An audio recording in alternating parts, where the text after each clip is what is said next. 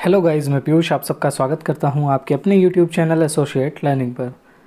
So guys, आज से हम एमएड एंट्रेंस के एग्ज़ाम के लिए कंटेंट को पढ़ने वाले हैं। जो हमारा पहला टॉपिक है एजुकेशन, इसका मीनिंग, कॉन्सेप्ट और नेचर। हम आज इसको अच्छे से समझेंगे और ऐसे ही एक एक करके हम सारे टॉपिक्स को कवर कर डालेंगे। जो ज़्यादा इंपॉर्टेंट टॉपिक्स हैं उन पर वीडियोस पहले ले आऊँगा मैं, और जो अन्य चीज़ें हैं उन पर धीरे धीरे करके वीडियोस आती रहेंगी। हालांकि एग्ज़ाम के पहले मैं सारे टॉपिक्स आपके करवा दूँगा। तो चलिए हम स्टार्ट करते हैं।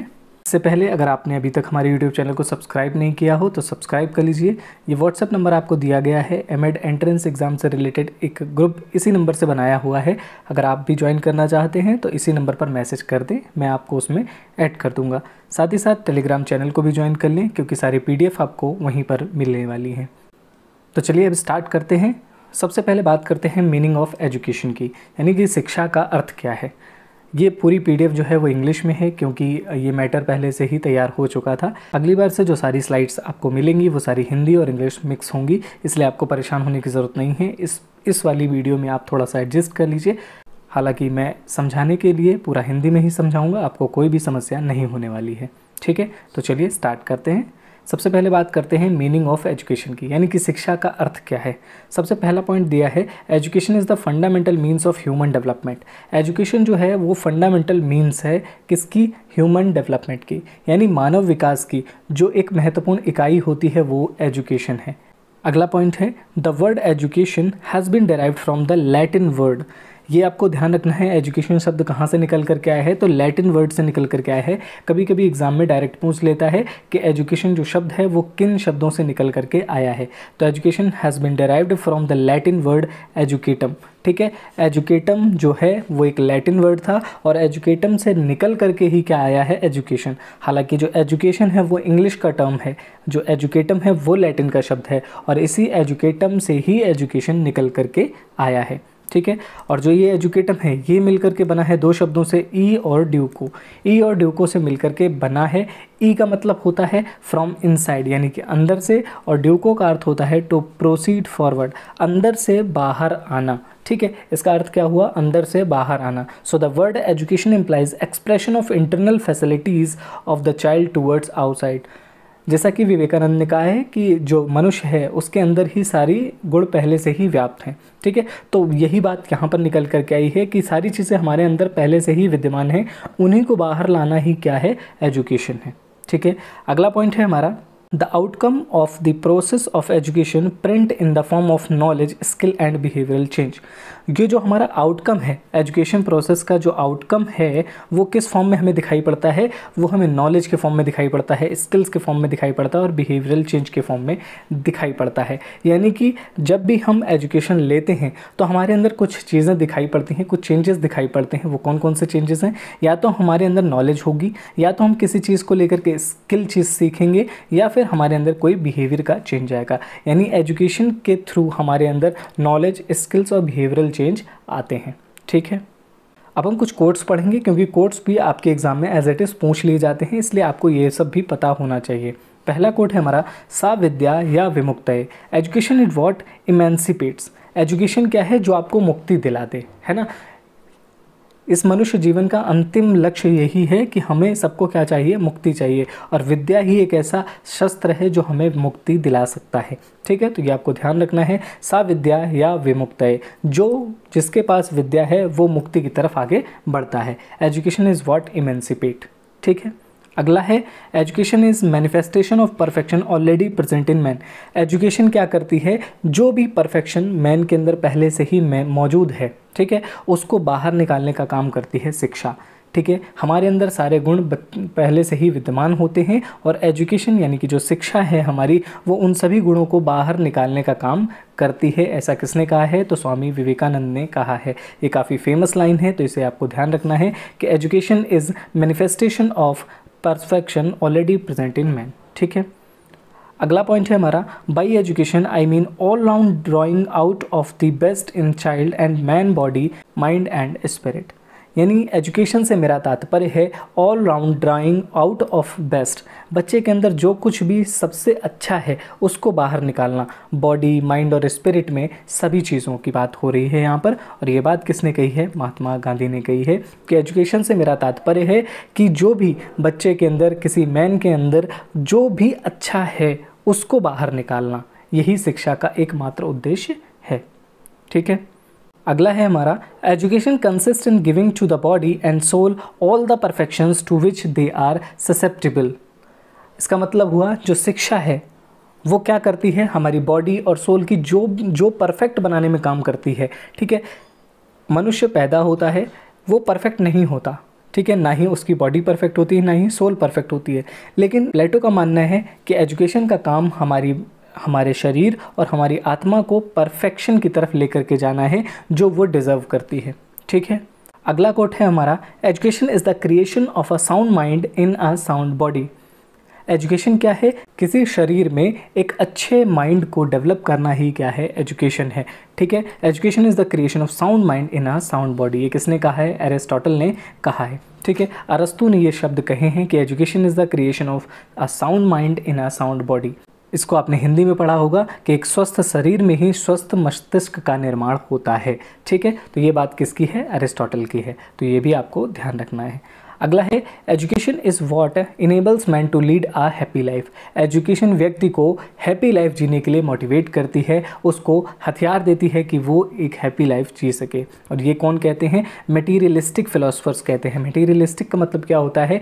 यानी कि ऐसे फिलोसफर्स जो इस जगत को ही सत्य मानते हैं। उनका कहना है कि जो भी सुख सुविधाएं हैं उनका भोग ही हमारी जीवन को हैप्पी बनाता है। तो एजुकेशन क्या करती है? अगर हम एजुकेटेड होंगे तो हम अपने सुविधा के हिसाब से अपनी लाइफ को हैप्पी बना सकते हैं। ठीक है, तो एजुकेशन क्या करती है? हमारे जीवन को सुखी बनाने के लिए। तो ये कौन कहता है? मटेरियलिस्टिक फिलोसफर्स कहते हैं। तो ये आपको ध्यान रखना है। अगला है education means establishment of coordination between the inherent power and the outer life.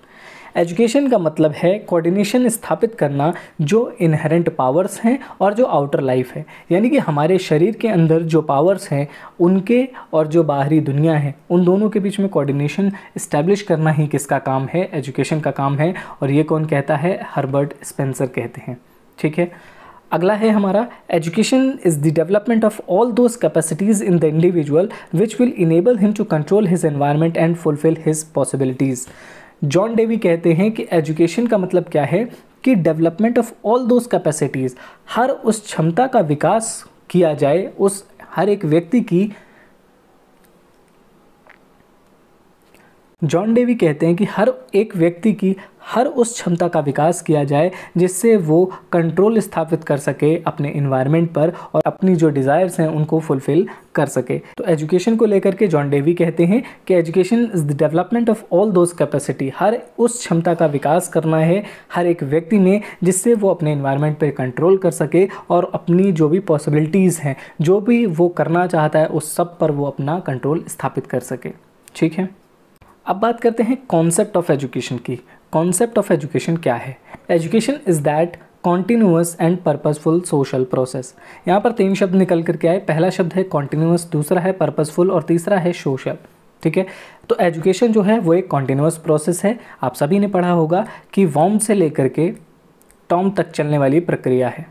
ठीक है, वॉर्म से टॉम का मतलब क्या हुआ? हमारे गर्भधारण से लेकर के ये प्रक्रिया स्टार्ट होती है और जब तक हम मर नहीं जाते तब तक ये प्रक्रिया चलती है। इसीलिए एजुकेशन को क्या बोला गया है? एक कॉन्टिन्यूअस प्रोसेस बोला गया है।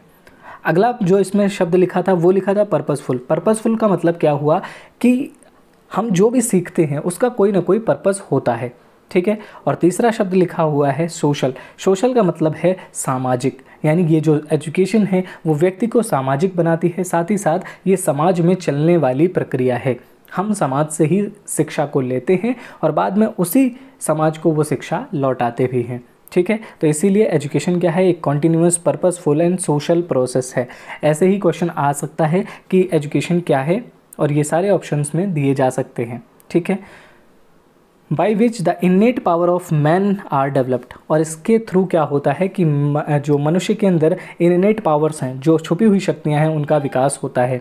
His knowledge and skills are enhanced. उसकी जो नॉलेज है, उसका जो ज्ञान है, स्किल्स हैं, वो इन्हेंस्ड होती हैं, बढ़ती हैं आगे। क्यों? क्योंकि जब आप एजुकेशन लेंगे तो जैसे मान लीजिए अभी आपके पास बीएड की डिग्री है, तो बीएड की डिग्री से रिलेटेड जो जो चीज़ें आपको आनी चाहिए वो आपको आती हैं। लेकिन जब आप एमएड करेंगे तो आप नई नॉलेज को गेन करेंगे, नई स्किल्स को गेन करेंगे। तो क्या होता है कि एजुकेशन लगातार आगे बढ़ते हुए काम करती रहती है।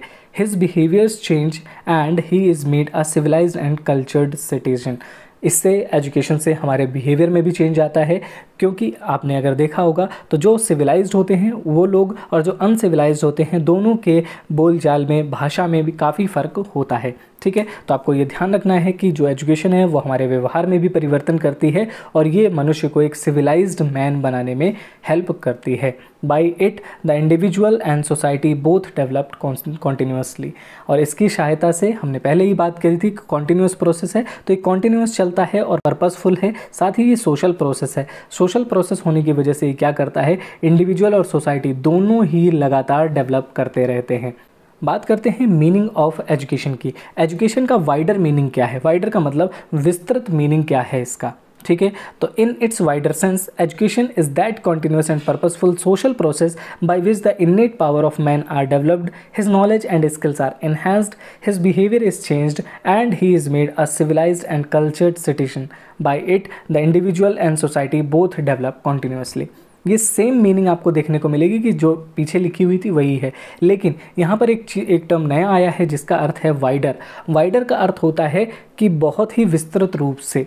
ठीक है, तो एजुकेशन का विस्तृत रूप क्या है? तो वो यही है कि एजुकेशन जो है वो एक कॉन्टिन्यूस प्रोसेस है, आपके जीवन पर्यंत चलने वाली है। तो ये कैसा हो गया? विस्तृत प्रोसेस हो गया। ठीक है, जैसे अगर आप शिक्षा ले रहे हैं, आप बीए करेंगे, बीएससी करेंगे, तो क्या देखेंगे कि वो 2 साल का कोर्स है, उसके बाद वो कोर्स खत्म हो जाता है, यानी वो एक नैरो मीनिंग हो जाता है।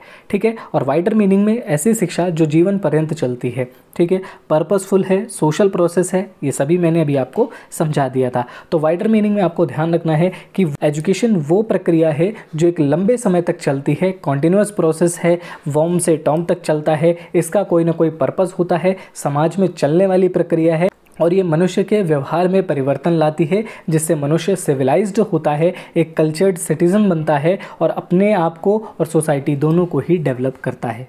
ठीक है, अब हम देखेंगे narrower meaning of education. Narrower का मतलब क्या होता है? नैरोअर का मतलब होता है संकीर्ण। ठीक है, तो संकीर्ण मतलब क्या होता है एजुकेशन का? In its narrower sense education is that purposeful social process which is conducted in a society at a definite time and at a definite place.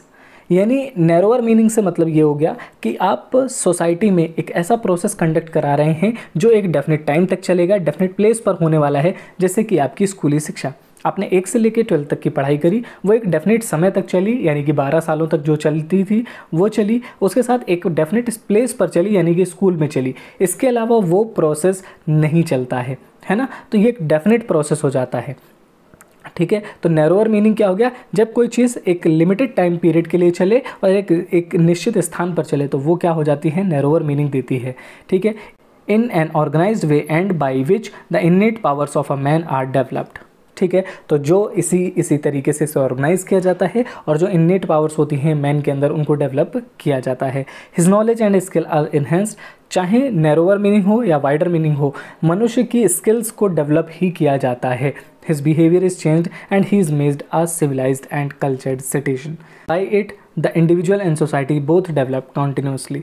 Meaning चाहे नैरोअर पूछा जाए या वाइडर पूछा जाए, जो फ़र्क आता है दोनों में वो सिर्फ इतना आता है कि जो नैरोअर होती है वो एक लिमिटेड टाइम पीरियड के लिए एक निश्चित स्थान पर चलाई गई प्रक्रिया है, जबकि जो वाइडर सेंस है एजुकेशन का वो एक सतत प्रक्रिया है, लंबे समय तक चलने वाली प्रक्रिया है। ठीक है, अब बात करते हैं नेचर ऑफ एजुकेशन की, कि एजुकेशन का नेचर कैसा है। पहला पॉइंट है इसमें, the nature of education has been basically discussed by the philosophers, sociologist, political scientist, economist, physiologist and scientist.